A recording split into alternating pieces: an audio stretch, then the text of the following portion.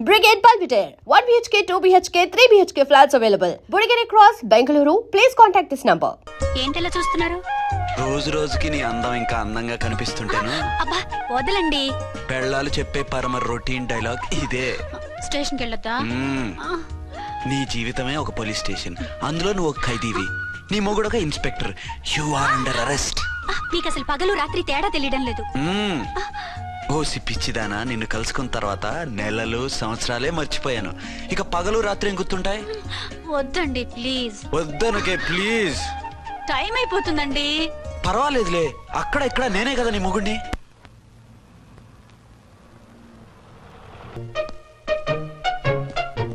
నాన్నా, నీ కోడలు మూడెలా ఉంది? చాలా బ్యాడ్ గా ఉంది. ఏమాయ్, ఏమిటాయ్? దాహం వేస్తుంది, కాసిన మంచినీళ్ళు ఇవ్వు. తీసుకుని తాగు. అర్చే, ఆ, నీ చేత్తో కాస్త టీ ఇవ్వరా. వెళ్ళి పెట్టుకో. ఎందుకులే, ఒకేసారి భోంచేద్దాం. వంటేం చేసావు? వంటేం చేస్తాం, తింటాం. బ్యాలెన్స్ ఉంటే పని మనిషికి ఇచ్చేసాం. ఆహా, పతివ్రత అంటే నువ్వేనే. నాకు ఈ పూట ఆకలిగా ఉండదని ముందుగానే కనిపెట్టేశావు. వైఫా మజాకా? షటప్. నీది మంచి మనసు కాబట్టి ఆ మాటతో ఊరుకున్నావు. అదే ఇంకో పెళ్ళాం అయితేనా? మీకు ఇంకో పెళ్ళం కూడా ఉందా? చిచి చిచి చి, ఇంకోటి పెళ్ళాం అనబోయి ఇంకో పెళ్ళాం అనిసా. ఏంట్రా కోపమా? కాదు, తాపం. అయితే నేను తీర్చేస్తాగా. నన్ను ముట్టుకోకండి. అయ్యో, ఏ పొద్దున ఎస్పీ గారి ముందు అంత బిల్డప్ ఇవ్వాలా? ఏదో ఒకటి సర్ది చెప్పచ్చుగా. అక్కడికి మీరేదో సిన్సియర్ అయినట్టు, నేను చావటం అయినట్టు. అంటే చట్టానికి ధర్మానికి అదేంటి కింద పడుకున్నావు? చట్టానికి ధర్మానికి విలువ ఇవ్వాలి కదా. మీరు సిఐ గారు, మేము ఎస్ఐలం. మీరు పైన ఉండాలి, నేను కింద ఉండాలి. చిచి చిచి చిచి చి, అది బయట చెప్పే డైలాగు. భార్యా బిడ్డల కన్నా బాధ్యత గొప్పది కాదుగా. ఇది ఇంట్లో చెప్పే డైలాగ్. పడగొట్టి పని గడుపుకునే మగమాటలు మాట్లాడకండి. మీ చేత తిట్లు చీవాట్లు తినే కర్మ నాకేం పట్టలేదు. ఎందుకు ఏడుస్తావు? ఇప్పుడు ఏమైందని? నేనెందుకు ఏడుస్తాను? ఆ తిక్కుమాలిన ఉద్యోగానికి రాజీనామా చేసి పారేస్తే ఏడవలసిన వాళ్ళు ఏడుస్తారు. ఆహా, ఆ పని మాత్రం చేయకేన అర్థంగి. దీనికి మాత్రం లోటు రాకూడదు. పెళ్ళానికి కోపం వచ్చినప్పుడే మొగుడికి మూడొస్తుందో. నాకే రావటం లేదు, వదలండి. నాకు వచ్చింది కదా, ఆటోమేటిక్ గా నీకు వచ్చేసింది.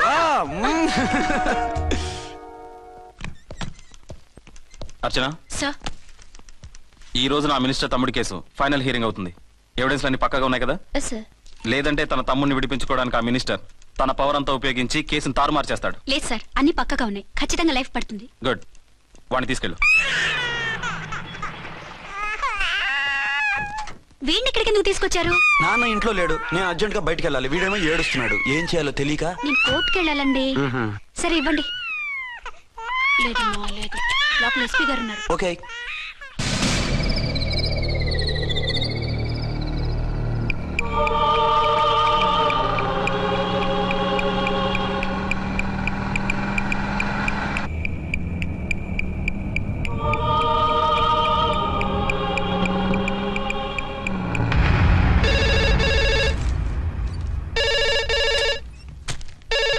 Hello, yes.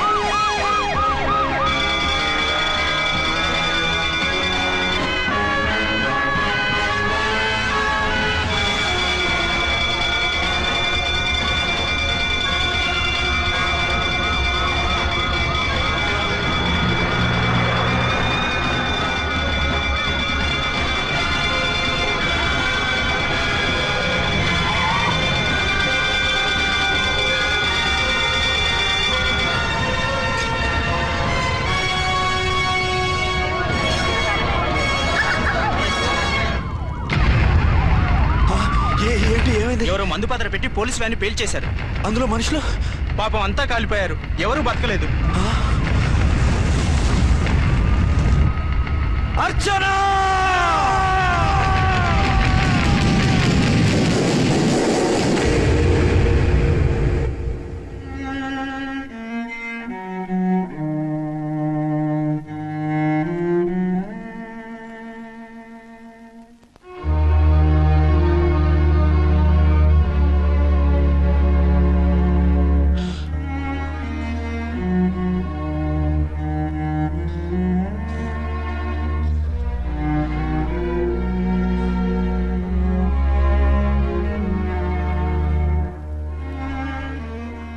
2 ఏళ్లు పైనైంది వాళ్ళు నీకు దూరమై. ఇంకెన్నాళ్ళు ఇలా బాధపడతావు బాబు? నేను ఇలా చూస్తూ నేను తట్టుకోలేనురా. నువ్వు మళ్ళీ మామూలు మనిషి కావాలి. నువ్వు మళ్ళీ పెళ్లి చేసుకోవాలి. నాన్న అవునరా. మరో పెళ్లి చేసుకుని నా అర్చనకు ద్రోహం చేయలేను. నిద్రాహారాలు మానేసి ఇలా కుమిలిపోతూ పిచ్చివాడు అయిపోయి మాకు ద్రోహం చేస్తావా? నిన్ను అర్చన్ని మర్చిపోమని చెప్పటం లేదు బాబు. అర్చనికి దూరమైన బాధను మర్చిపోమంటున్నావు. నా బిడ్డ ఎలాగూ పోయింది, కనీసం నువ్వైనా సుఖపడు. ఈ మాట అత్తగా కాదు బాబు, తల్లిగా చెప్తున్నాను. నేను అర్చన భర్తగానే బతుకుతాను తప్ప మరొకరి భర్తను కాను. నీకు చనిపోయిన భార్య ఒక్కరితే కాదురా, బతుకున్న తండ్రి కూడా ఉన్నాడు. నేను ఓ భార్యకి భర్తలేరా? భార్య లేని జీవితం ఎంత నరకమో నాకు తెలుసు. మీ అమ్మను మర్చిపోలేక ఆత్మహత్య చేసుకుందాం అనుకున్నాను. కానీ తల్లి లేని వాడివి, తండ్రి కూడా లేని అనాథగా మిగలకూడదని ఇంకా బతుకున్నాను రా. దాన్ని మర్చిపోలేకే ఈ తాగుడుకు అలవాటు పడ్డాను. నువ్వు నాలా కాకూడదు, ఈ వంశం నీతోనే అంతరించిపోకూడదు. నీకు తోడు ఈ ఇంటికి ఆడదికు కావాలిరా.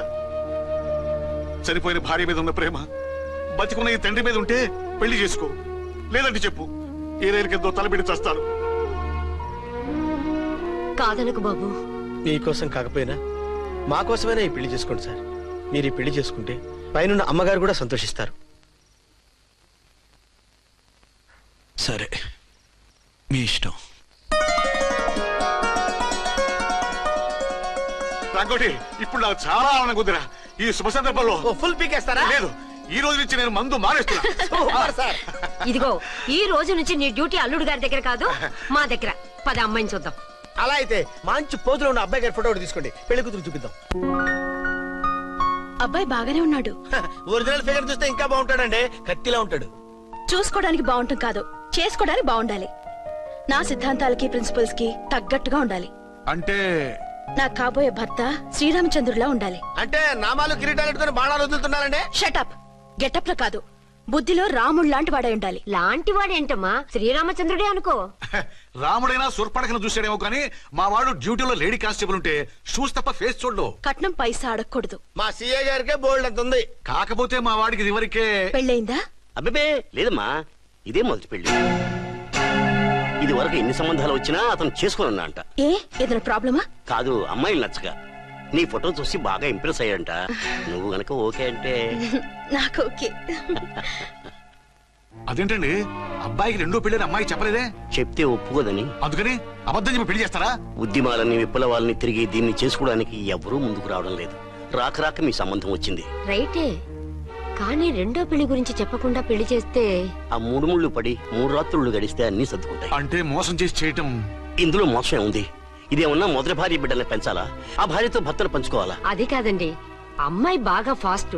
ఒక పెళ్లిలో చూసాం, తర్వాత ఏదైనా గొడవ చేస్తే.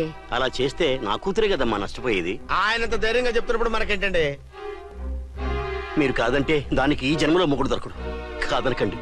సరే, మీ ఇష్టం. నా ఇష్టం. సరే, అమ్మాయికి అన్ని చెప్పారా?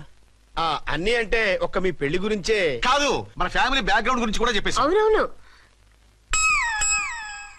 ఏమంది? చాలా బాధపడింది, జాలి పడింది, నిన్నే చేసుకోవాలని ఆశపడింది. నువ్వు కూడా ఊ అన్నావంటే. సరే, కాదు. అదేంటండి, అమ్మాయి దగ్గర ఎలాగో నిజం దాచాం, అబ్బాయి దగ్గర దాచడం ఎందుకు? దాయకపోతే వీడు అసలు పెళ్లి వద్దుంటాడయ్యా. తర్వాత అయినా తెలుస్తుంది కదండి. ఆ పిల్లబాబు చెప్పాడుగా, 3 ముళ్ళు పడి 3 రాత్రులు గడిస్తే అన్ని సర్దుకుంటాయని. అదే పని మనవాడు చేస్తాడు. కాముగా పెళ్లి చేసేసి వెంటనే అన్ని మును పంపించేద్దాం. ఇలా కూర్చోండి సార్. అది. Happy honeymoon. Thank you. పిల్లంత అయిందిరా? 10,000. 10,000. అయితే ఓ పని చేయి, ఈ 1000 రూపాయలు ఎంచుకుని ఇదే 10,000 అనుకో. వర్కౌట్ అవుదండి. పోనీ ఓ పని చేయరా, ఈ బిల్డింగ్ రాసిస్తాను, వర్కౌట్ అవుతా? వర్కౌట్ అవుతుంది సార్. వస్తాను.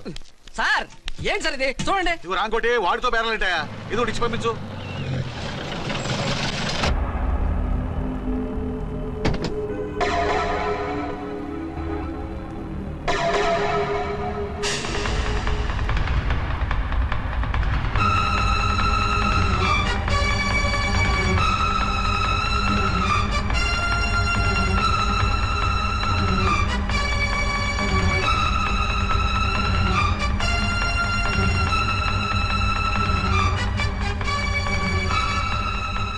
మావయ్య, అమ్మా, రాంకోటి, అర్చన.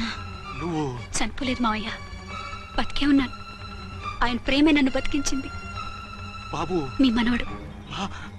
రే నాన్న ఇలా రారా రారా. ఎన్నాళ్ళు ఎక్కడున్నావు మా? మర్చిపోయావా? ఏమైపోయావు? ఆ వివరాలన్నీ తర్వాత చెప్తాను. ఆయనేరి లోపలన్నారా? లేరు మేడం, ఏం ఆఫీస్కి వెళ్ళారా? ఊటీకి వెళ్ళారు. డ్యూటీ మీద వెళ్ళారా? ఆ, అవునమ్మా, డ్యూటీ మీద వెళ్ళారు. అక్కడ ఏ హోటల్ ఎదిగారు? తాజ్ రెసిడెన్సీ. నువ్వు లోపలికి పోదమ్మా, మాట్లాడుకుందాం. లేదమ్మా, నేను ముందు ఆయన చూడాలి. నేను ఇప్పుడే ఊటీ వెళ్తాను. ఎందుకమ్మా 2-3 రోజుల్లో వాడు వచ్చేస్తాడు. 2 ఏళ్లు ఆయన చూడకుండా శవంలా బతికాను. ఇక 2 క్షణాలు కూడా ఆయన చూడకుండా ఉండలేను మాయా. అది కాదమ్మా. నా మాట వినమ్మా.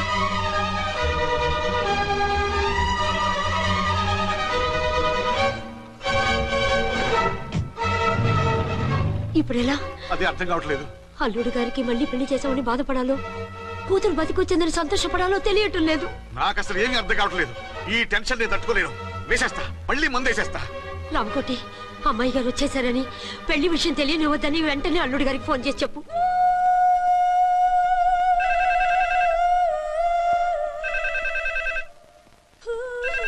ஹலோ ஆரம்பம் பேசுறேன். 5 டன் டீ பொடி அனுப்ப சொல்லியாச்சு. இதுவரை வரல, என்னாச்சு? రాంగ్ నెంబర్ అయ్యా.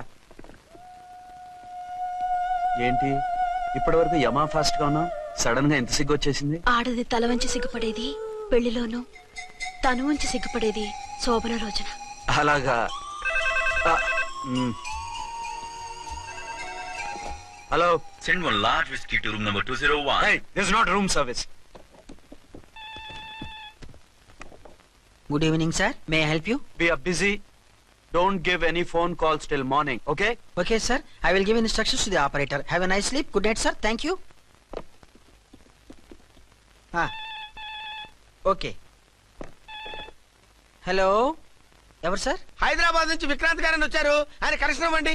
సారీ సార్, ఆయన మార్నింగ్ దాకా ఎవరికి కనెక్షన్స్ ఇవ్వద్దన్నారు. నా ఫోన్ వస్తుందని ఎక్స్పెక్ట్ చేసి ఉన్నాడు ఆయన. త్వరగా ఇవ్వండి. No sir, we are very sorry. Urgent రా మొగడా, లేకపోతే నీ పేరు చెప్పుకొని కాపురాలు కూలిపోతాయి. కూల్తే కూలాయి, మా హోటల్ కి మాత్రం బ్యాడ్ టాక్ రాకూడదు. Bye. Hello hello hello hello. అయిపోయింది. ఇప్పుడు ఈ 3వ ప్రపంచ యుద్ధాన్ని ఆపేదలాగా? ఫ్లైట్ లో వెళ్ళిపోతే కరెక్ట్. ఇదిగో మొత్తం సిగ్గంతా అప్పుడే ఖర్చు పెట్టేకు, ఇంకా 2 రాత్రులు పడాలి. లైట్ ఓకే, వెలుగు పడుతోంది. ఆ కర్టన్ కూడా క్లోజ్ చేయండి.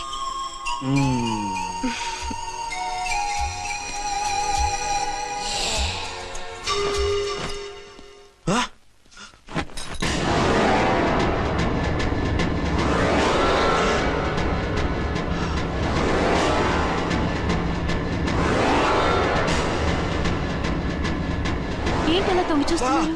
ఏం లేదు, ఇప్పుడే వస్తాను.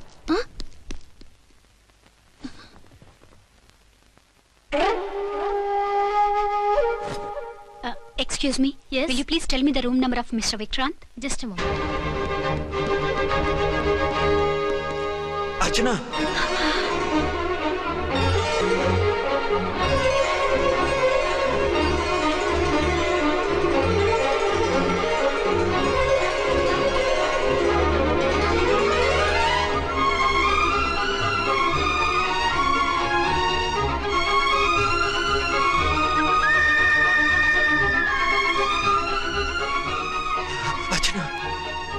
నువ్వు? నేనేనండి, మీ అర్చన్ని.